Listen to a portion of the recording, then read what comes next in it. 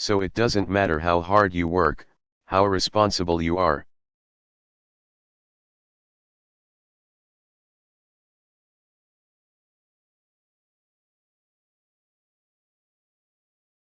Or how well you raise your kids, you can't set up a whole water system for a city.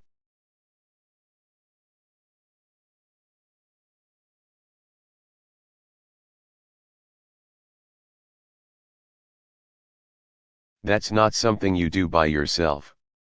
You do it with other people. You can't hire your own fire department.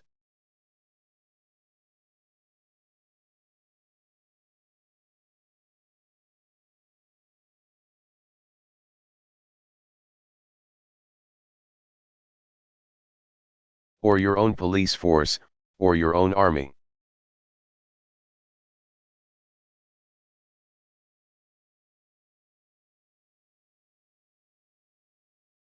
There are things we have to do together, basic things that we all benefit from.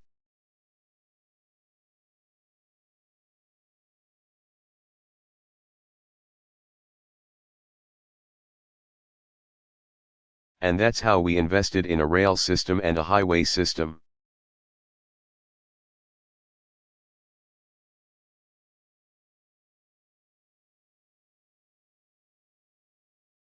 That's how we invested in public schools.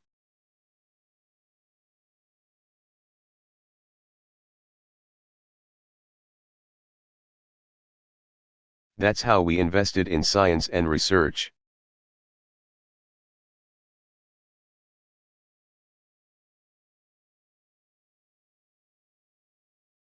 These how we invested in community colleges and land-grant colleges like Michigan State.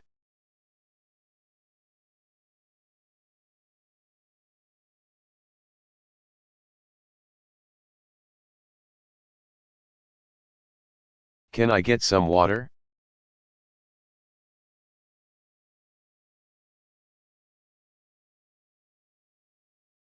Where was I?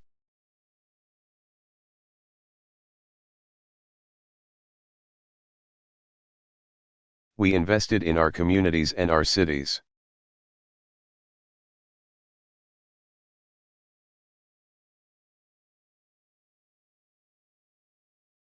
And by making those investments in the common good, we invested in ourselves.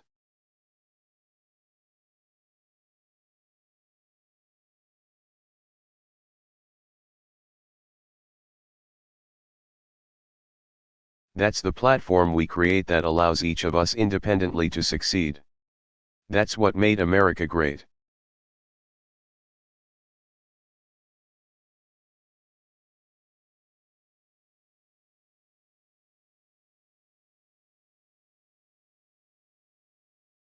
So the people in Flint, and across Michigan, and around the country, individuals and church groups and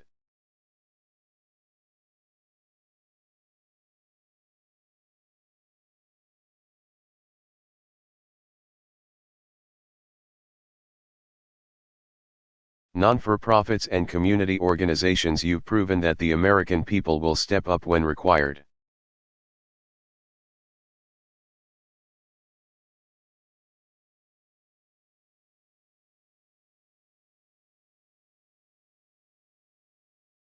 And our volunteers, our non-for-profits, they're the lifeblood of our communities. We so appreciate what you do.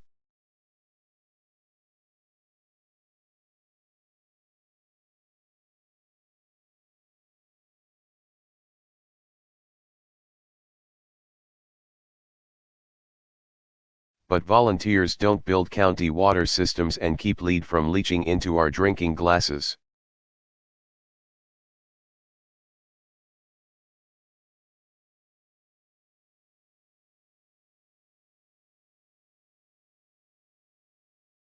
We can't rely on faith groups to reinforce bridges and repave runways at the airport.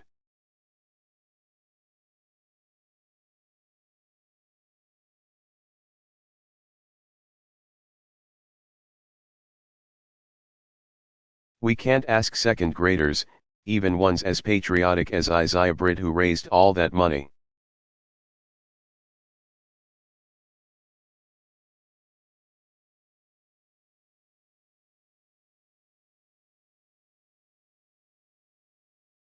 To raise enough money to keep our kids healthy.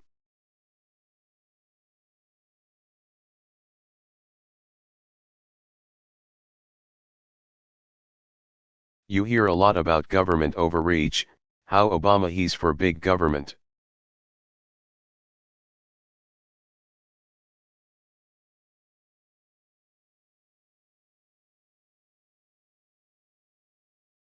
Listen, it's not government overreach to say that our government is responsible for making sure.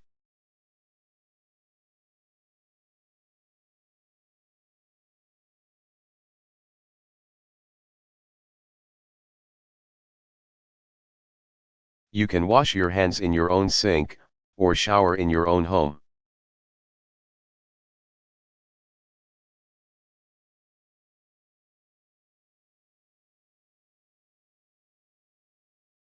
Or cook for your family. These are the most basic services. There is no more basic element sustaining human life than water.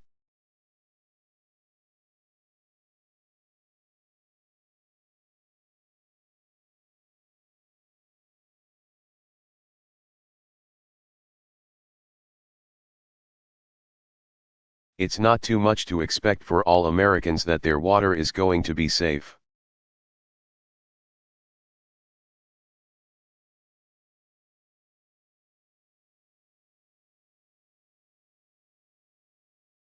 Now, where do we go from here?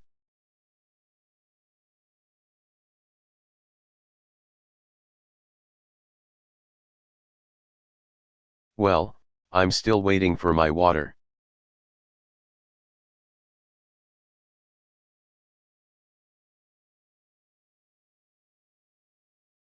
Somebody obviously didn't hear me. Usually I get my water pretty quick. Hold on a second.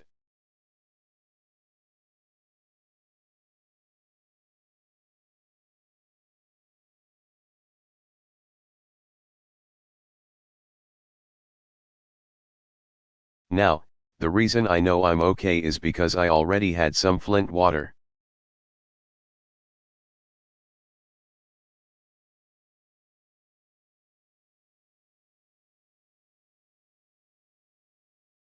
There we go. I really did need a glass of water. This is not a stunt.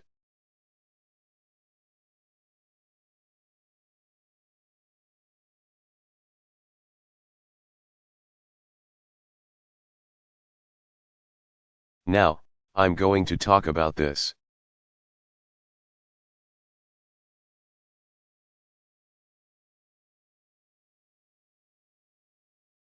Everybody settle down. This is a feisty crowd. Hold on a second. All right.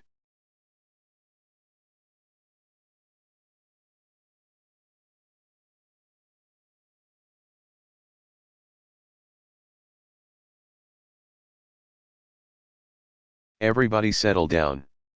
I got some serious points to make here.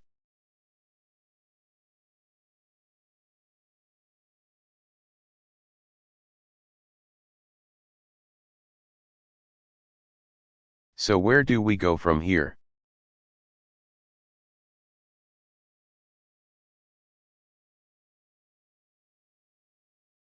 Now, Mayor Weaver has a plan to fix the pipes in Flint.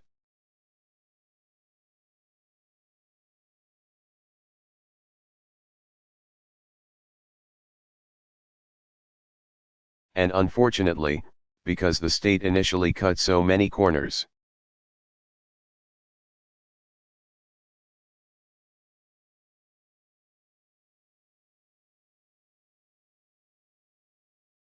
It's going to end up being more expensive, much more expensive now than it would have been to avert the disaster in the first place.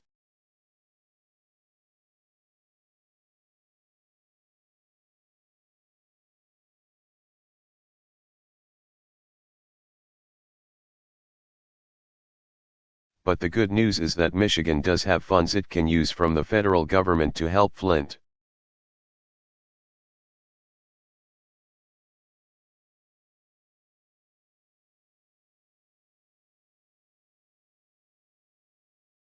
The governor indicated that in his budget he has put forward additional funds to replace the pipes.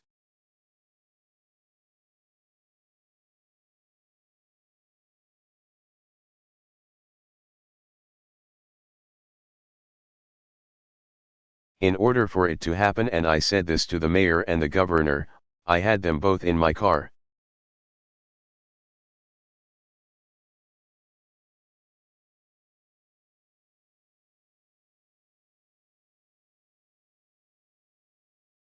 The beast, I told them I wasn't going to let either of them out until we figured this out.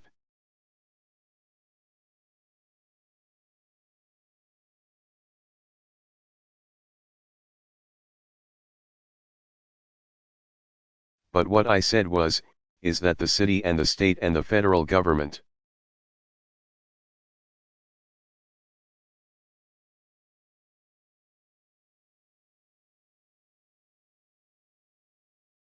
everybody is going to have to work together to get this done.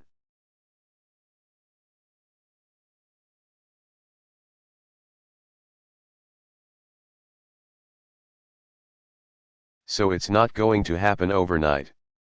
But we have to get started. We have to get the money.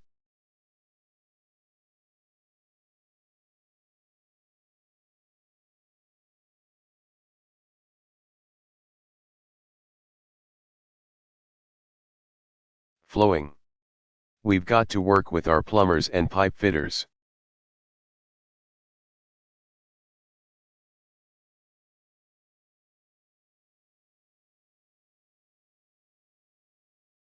But also train local residents and start getting apprenticeship programs going so that even as we're trying to deal with this disaster,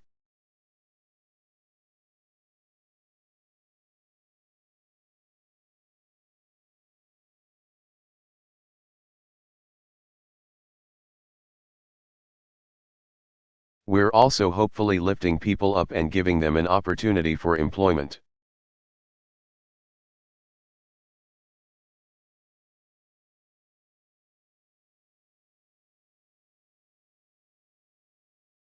And so it's long past time that Flint has a well-managed, monitored,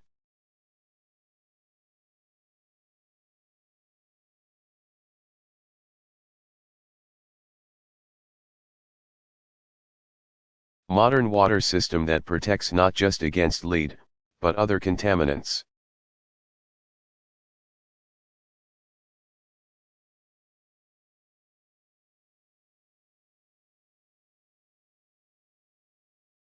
All right. So that's our goal. That's one goal.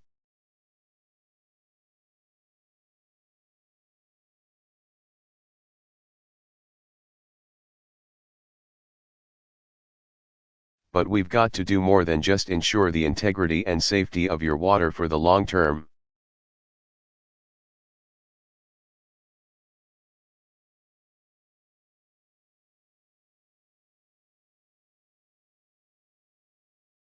What we also have to do is work as one team, federal, state, and local leaders.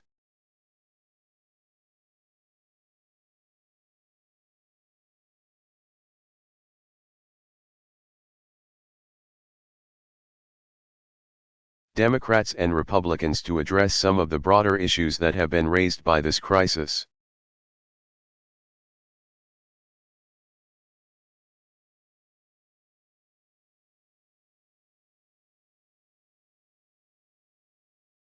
The federal officials I met with today are committed to staying on the job until we get it done.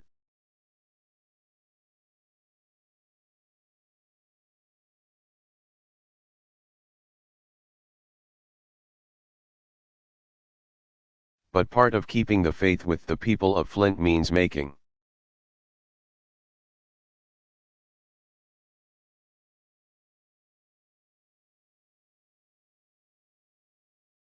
sure that you're first in line for the jobs this effort will create.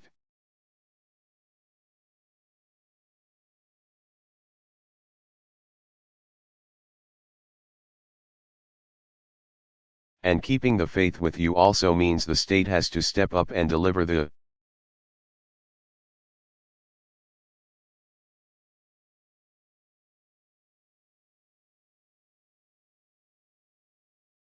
Resources that will help not only fix the water,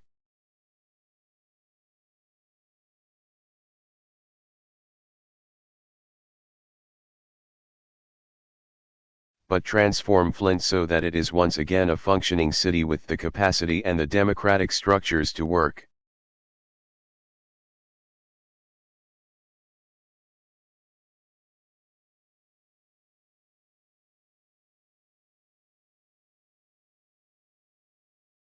The city government has to be on a firm foundation. The mayor can't do it by herself. She's got to have a team and a staff.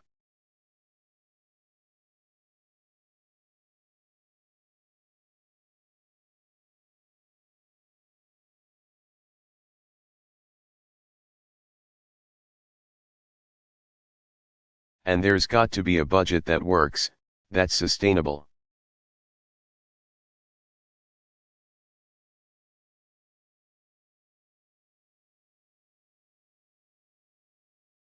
And a plan for long-term economic development, and a plan to make sure that health care is available to all of our kids.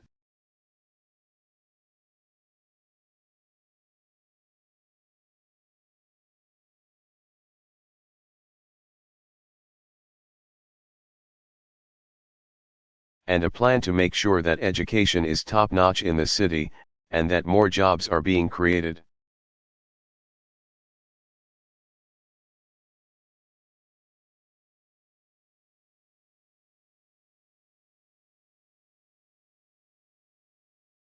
But it's not enough just to fix the water.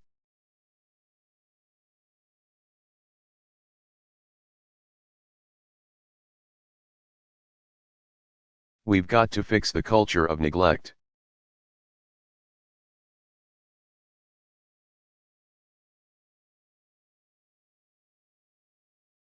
The mindset I was talking about that has degraded too many schools and too many roads and hurt too many futures.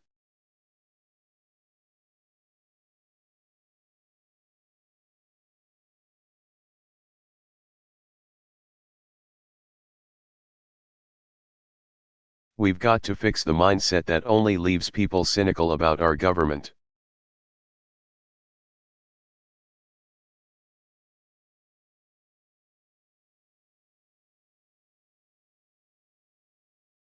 Our government is us of us, by us, for us the people.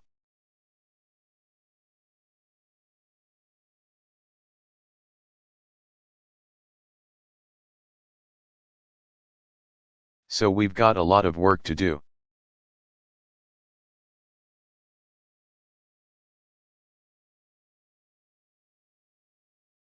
But I'm here to tell you I'm prepared to work with you on this. I'm paying attention.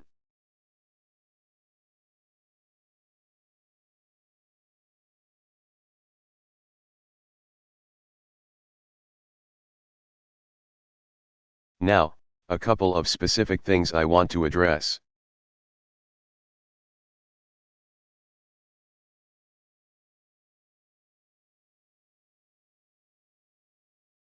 These aren't in my prepared remarks, but this is what I gathered from the conversations that I had.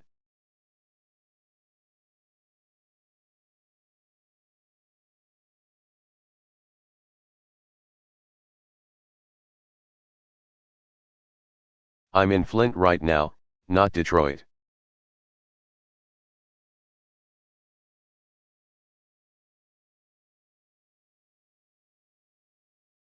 But I do love Detroit.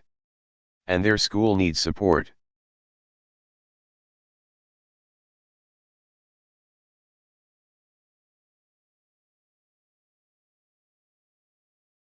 And there is some of that same mindset has hurt the schools there.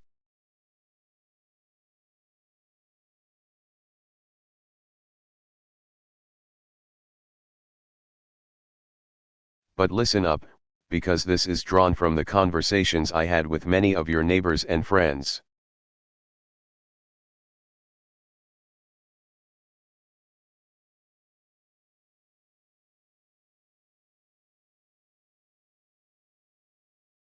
As well as the federal response teams that I sent out here a while back.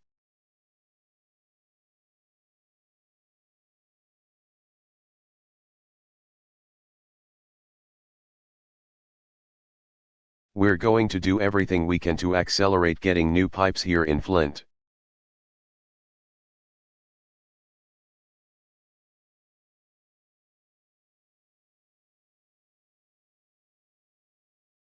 And so one of the things I heard talking to a lot of your neighbors is, boy,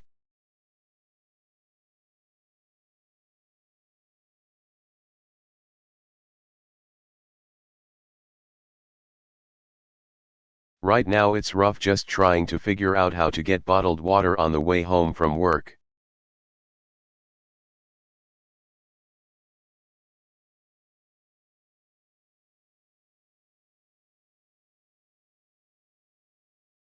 And you're trying to just shower real quick, and people are still concerned about what's safe and what.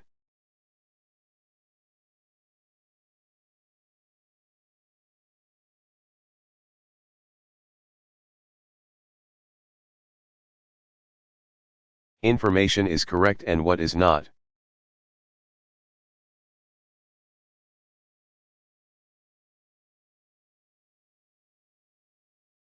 So I do want to just tell you what I know, based on not just what I've been reading in the papers.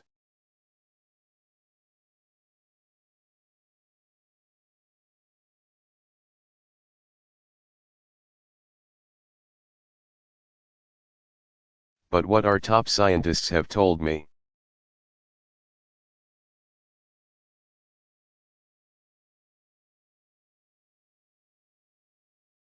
The first is that while you are waiting to get your pipes replaced,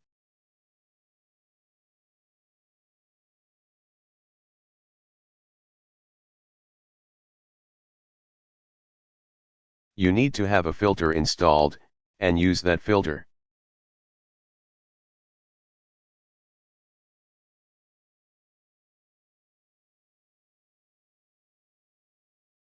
And if you do use that filter,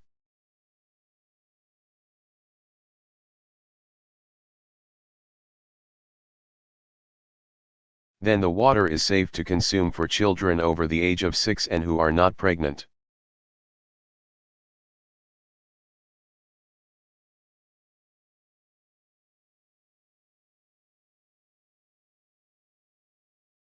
Now, hold on a second.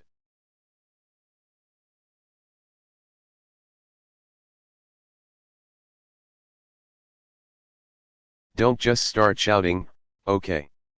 Because this is the problem we're going to have to solve this problem.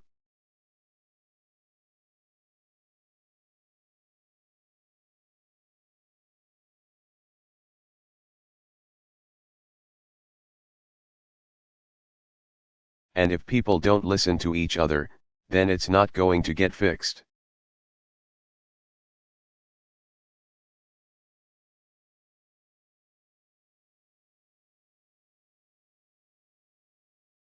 So I'm telling you and I promise you, I'm really good at stirring folks up.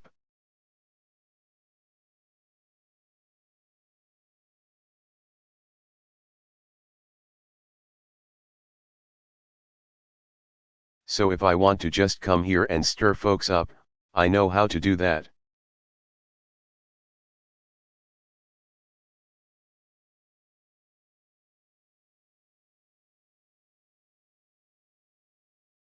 But that's not actually going to solve the problem, alright?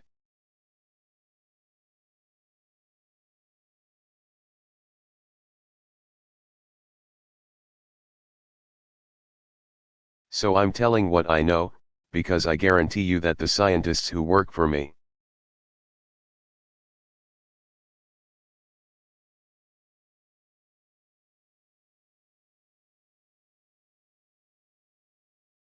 if they tell me something which I'm saying in front of all those cameras turns out to be wrong, that person will not have a job.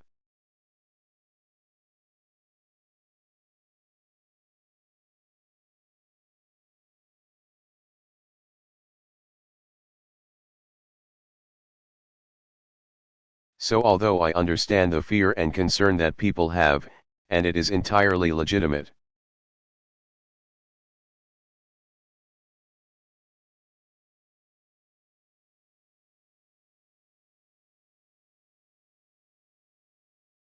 What the science tells us at this stage is you should not drink any of the water that is not filtered.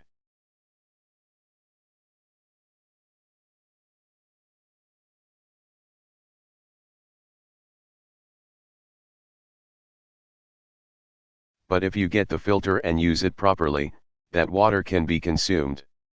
That's point number 1.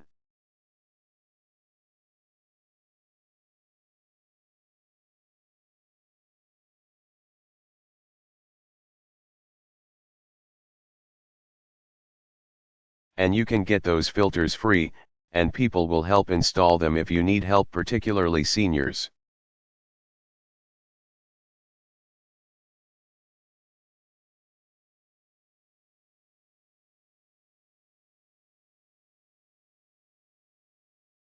Who may have trouble going back and forth and trying to get a whole bunch of bottles of water and so forth.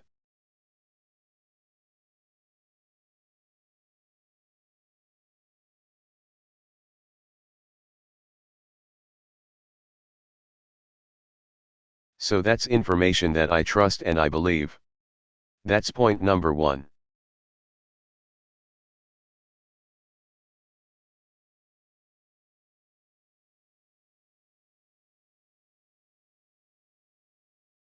Point number 2, every child in Flint who may have consumed water during the course of this.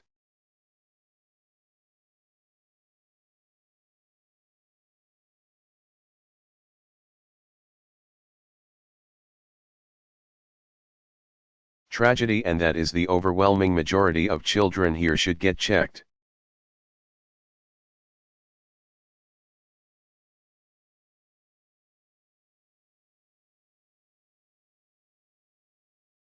Now, the reason that's important is because lead is a serious issue.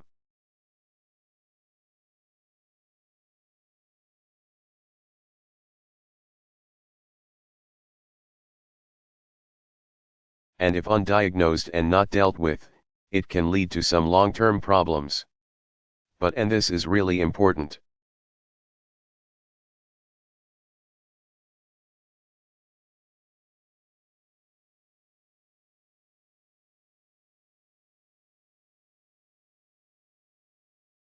So I want everybody to pay attention if you know that your child may have been exposed and you go to a health clinic.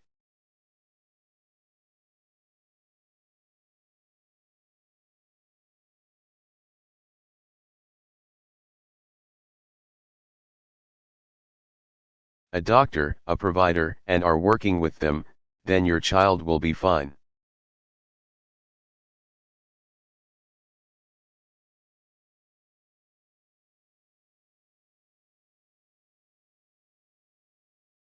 And the reason I can say that with some confidence is not just based on science.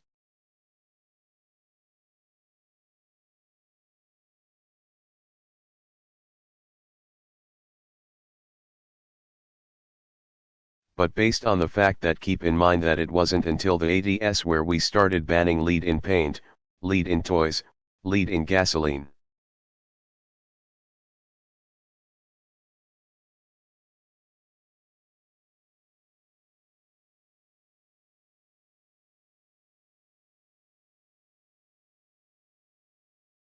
So if you are my age, or older, or maybe even a little bit younger,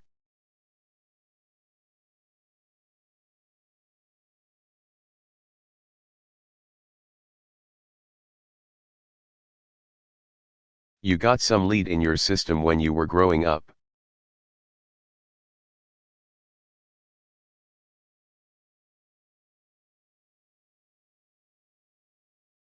You did. I am sure that somewhere, when I was 2 years old.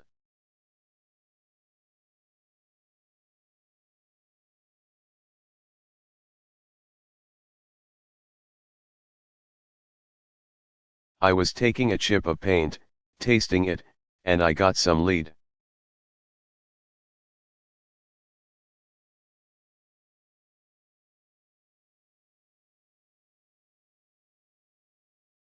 Or sometimes toys were painted with lead, and you were chewing on them.